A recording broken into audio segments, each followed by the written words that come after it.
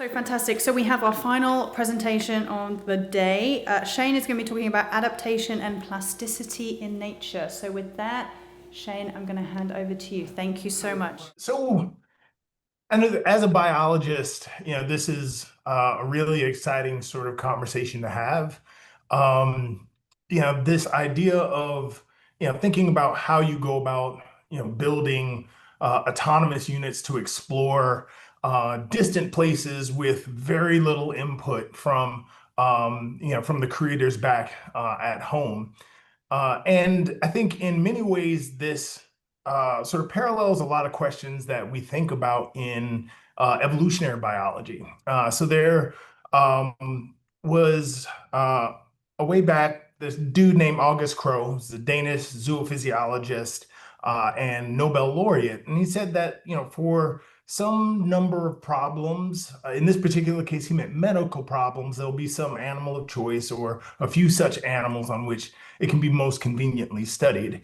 Now, this basic concept has led to things like evolutionary medicine, but also to biologically inspired engineering. So, using the biodiversity that exists on our planet as inspiration to design things that perform and function in different ways that we want them to. So, for instance, if for whatever reason you want to be a superhero and scale up the side of a building, using gecko pads, toe pads as a model is really useful because it has a very specialized structure that has been modified over millions of years in order to accomplish this specific goal. So by then reverse engineering what has been created by the end product of evolution, you get the performance or some semblance of of similar performance.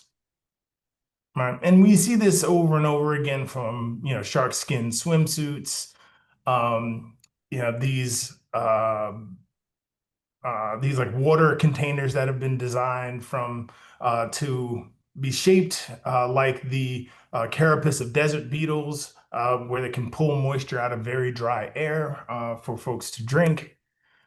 And I think a very similar set of inspiration can be used when you're thinking about designing these autonomous exploratory units. So if we take a look at this, machine, it's off in an environment where, if this is, on the outer reaches of the solar system, there's a huge delay in the ability to communicate, and it's facing a lot of things that it was designed to face, but inevitably is going to face some things that it wasn't designed explicitly to face.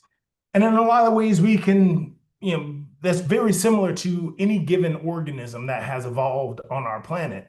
In any environment where they exist, they've been designed to handle some things, but there'll be other things, extreme weather events, whatever it might be, that will throw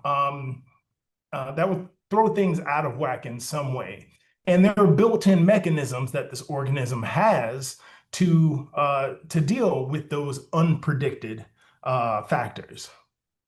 Right. So if we think about engineering, engineering and biology or engineering and evolution are very different processes in a lot of ways, especially in the way that they operate. So engineering is very forward focused, and it's very purposeful and intentional. All right. So you have mission goals, which lead to the engineering, spacecraft design. You get fabrication and assembly, hardware, software parameters, and then you get things like post-launch modifications and recalibration, depending on what happens after the launch.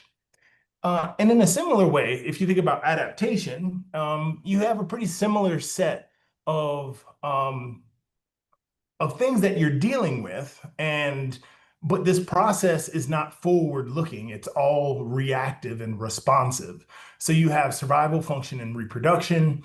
And then, that combined with the historical selective pressures due to, natural or artificial selection, you get, the shaping of the genotype of an organism or its quote unquote blueprint. And then that blueprint produces an organism through development and morphogenesis, and you get some phenotype. And then that phenotype interacts with the environment that a given individual is experiencing to then, through phenotypic plasticity and what we call post-genome modification, so things like epigenetics or even like the microbiome, you get what you see in the end, right? That adaptive modification and acclimation, which then begets performance. And then with biologically inspired engineering, you essentially take that output from that process and you reverse engineer it and plug it into this engineering pipeline. Now, obviously, this is an oversimplification, but for these purposes, let's go with this. But instead of just looking at the output, is it possible to take some of these processes and mechanisms that have produced that output and use them to design a functional unit that can respond to the environment, to an unpredictable environment in ways that are useful? All right, so if we think, if we move back one step and we look at phenotypic plasticity, for instance. All right, so phenotypic plasticity is the ability of a single genotype to produce multiple possible phenotypes based on the environment. So this is an organismal response that allows for rapid adaptive adjustments to base traits and can increase performance within the lifetime of an individual. So you don't need any change in genetics in this case. And it's informed by real-time environmental signals without that need to change allele frequencies across generations. So this is a very rapid response mechanism that's built into many organisms in many different ways. All right, so for instance, we can think about behavioral plasticity or decision making. All right, so in this case, we have some organism in a predicted environment, and selection, evolution has shaped this organism to operate in this particular kind of environment. But due to some environmental factor, it finds itself in a more complex set of circumstances in which there's also novel or unseen aspects of the environment that now it has to react to in real time. Now, behavioral plasticity, or that decision-making process, will very strongly affect how this organism experiences this heterogeneous environment now. Right? So on one extreme, you have what we call the Bogart effect, where behavior can act as a buffer against novel selective pressures. So it minimizes the strength of selection or minimizes the exposure to novel stresses and maintains homeostasis in the system itself. So, by making decisions to move around and experience only that subset of the environment that it's well adapted to, it actually very minimally experiences the novelty that was unpredicted or unexpected in the environment. And then on the opposite end, right, you have the Baldwin effect, where behavior can act as an engine of evolutionary change or expose an organism, a system, to novel, unforeseen circumstances. All right, so this increases the probability of exposure and then results in, at the organismal level or at the biological level, it results in selection on physiological, morphological, or other aspects of performance. So that behavioral plasticity will play a really important role in how this organism experiences its environment. All right. And we can also talk about developmental plasticity. So instead of behavior, we're talking about changes in growth or proportion in response to an experienced structural environment. So these next couple examples, I'll pull from lizards because that's what a lot of my research focuses on. So here, we have a basic anole, right, which is a standard lizard design. Here, there's a picture of Anolis cristatellus, one of the species that we work on. But this group of anoles we know is very diverse. There are over 400 species, and they occur in what we call ecomorphs. These different species that vary in their shape and size in order to occupy specific subsets of the structural environment in a forest, right? So you have everything from trunk ground anoles, which have these really long hind limbs, to twig anoles, which have these tiny little dinky limbs that they use to specifically use twigs, as their name would suggest. But some of the work by my colleague Kristen Winchell has shown that even under rapid circumstances, you can get divergence um, in relative limb length, even within a species, based on the environment that it's experiencing. So, for instance, if you look at forest versus city anoles, city anoles have relatively longer limbs than their forest counterparts. And this is something that has evolved over multiple generations, but has also evolved several times independently across different urban forest pairs. And so it shows that, this process in terms of natural selection can happen rapidly, but we also know that when it comes to limb length, if you take a juvenile or a hatchling and you raise them on a wide perch versus a narrow perch, the one that's raised on the wide perch will actually grow a longer limb. And this is due to that developmental plasticity encountering that structural environment. So using this system, we're interested in this question of whether plasticity actually acts as the substrate for adaptation.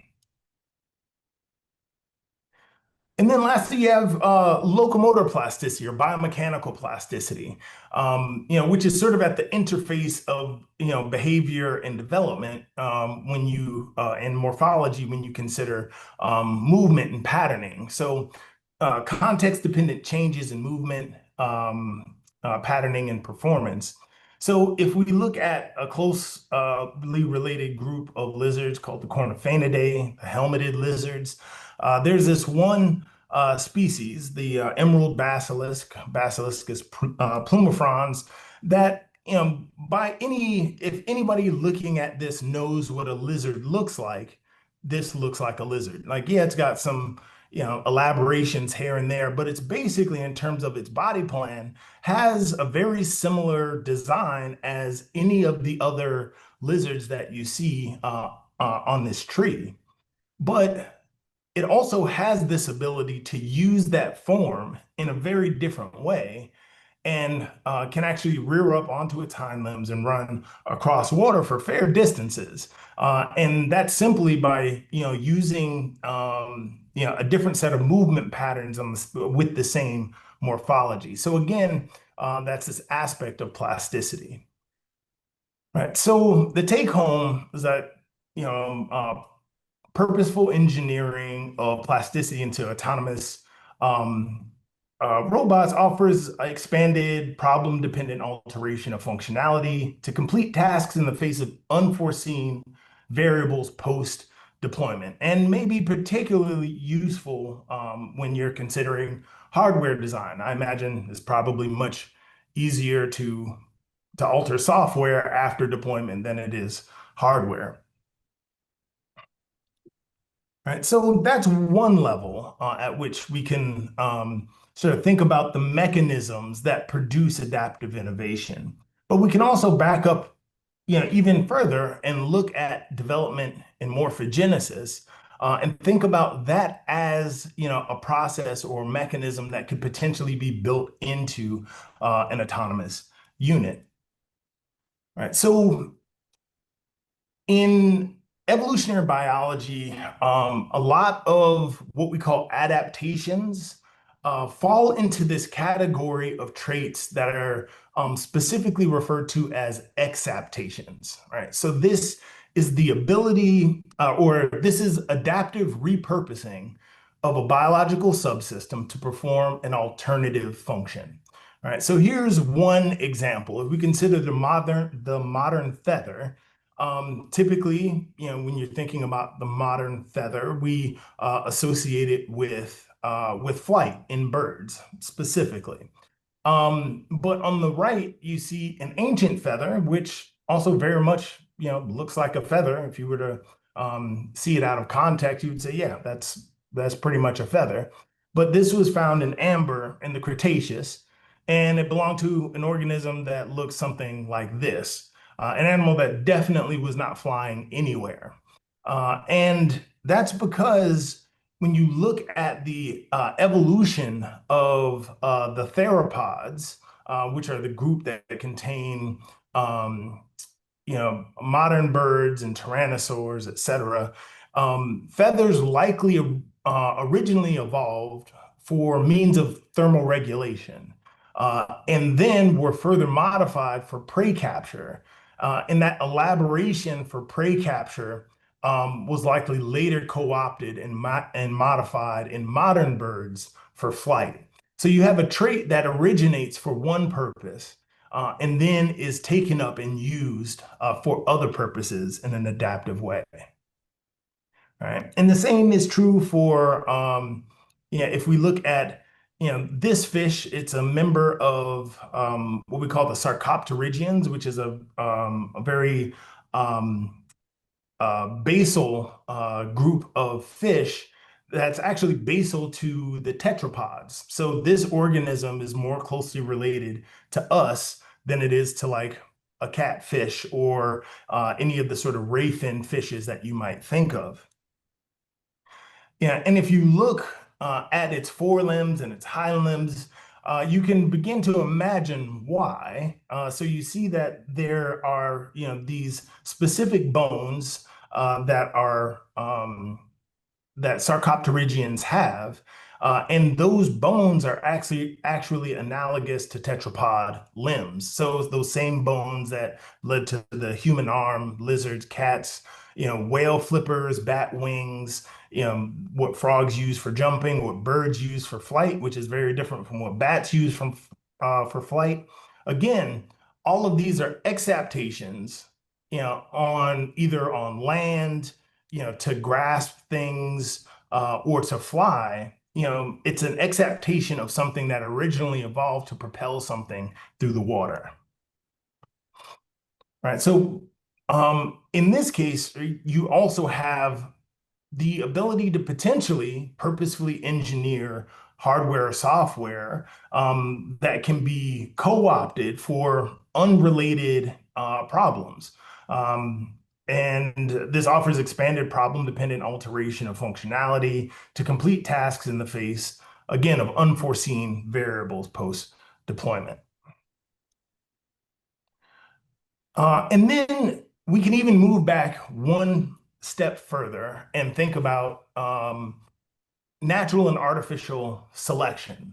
Now, typically, this would be the hardest, to really think about in terms of sending a single unit out into an environment, because selection happens at the population or species level in nature. However, if you consider some of these novel designs that have come out recently, so things that are these modular units, that are made up of these different pieces that can be assembled in different ways to accomplish different tasks, it brings the idea of selection back into the fold in sort of really interesting and potentially useful ways. Now, obviously, you have this assembly and simulation and testing process, which is essentially what selection is in nature. All right, so a useful tool for thinking about evolution and selection is through an adaptive landscape. All right, so if you consider this like bumpy plane as performance, and that axis that says population fitness, you can essentially equate to the ability of a given form to accomplish a specific task. And selection will always push a phenotype uh, to a high peak. Right. And in this case, right, the sort of equivalence of that phenotypic variation, differential survival based on variation, and heritability, those are essentially the basic three components that you need for evolution by natural selection. So if we take this and translate it potentially into the engineering parallels, I imagine, it would be something akin to like modular composition, differential ability of those compositions to successfully perform a given task, the ability to quantify that relative performance in simulation, and then once a simulation has identified the best performing composition, the ability to then recapitulate that simulated composition in the hardware itself. Um, so simulations incorporating basic principles of selection can guide modular configuration in a context specific manner. And the ability to gather data, that is relevant to environmental parameters would be very, very important in that process. Right. So we take all these different principles and, we look at a real life example. We have the EELS autonomous robot, which is an incredible piece of construction, I must say, which is generally, based off of the morphology of snake diversity. In the sense that you have this elongate, sort of limbless form that can do and move in it can do many things and move in many different ways. Right. So, I imagine, when the engineers were designing this, you're thinking about, snake locomotion. There are these different kinds of locomotion that a snake can do. So you were talking about biomechanical plasticity depending on the species, but generally you have rectilinear motion, serpentine motion, concertina motion, and then sidewinding. Typically when people think about snake locomotion, these are the modes of locomotion that they're thinking about. And I'm not quite sure if eels can do all of these things or even more things. Um, but if we're considering the possibilities based on what snakes can do with their basic morphology, you also have the potential for, say, like subterranean locomotion. So on A here, you see this sort of concertina motion that is typical for many species above ground, but a lot of burrowing species actually do what's called internal concertina, right? So you have this outer, well, for them, it's their skin, that's actually, yeah, it moves independently of their vertebra. So as they push themselves through tightly packed soil, they can actually coil up, within their sort of biological casing, and then thrust forward in this way that allows for that concertina motion to then be applied to a subterranean novel environment. And then, of course, you have with some basic phenotypic modifications that serpentine motion becomes something that can be used in marine and aquatic environments, like you see in sea snakes and kraits. But then you also have the potential for aerial locomotion. So if we consider this is what we call a bluff body pattern or a bluff body posture, where you have a snake that flattens itself out to make itself look big and intimidating. Basically spreads its ribs, the most elaborate of which are the cobras, and this is a morphology like both behavioral plasticity and morphological plasticity that is used for intimidation. Like so many species, even species that aren't venomous, use this posture for intimidation. Right. But that basic posture, that expansion of the rib cage and the creating of the sort of concave surface underneath has also been co-opted by for some species of snakes for aerial locomotion, for actual gliding through the air. So these are animals that they climb up trees and then they launch themselves forward, and then using that concave shape they essentially spin themselves around like a frisbee and continually throw their head forward that can actually allow them to glide for very long distances. Yeah. In this case, I hope that this was somewhat useful in relating engineering and adaptation and thinking beyond biologically inspired engineering.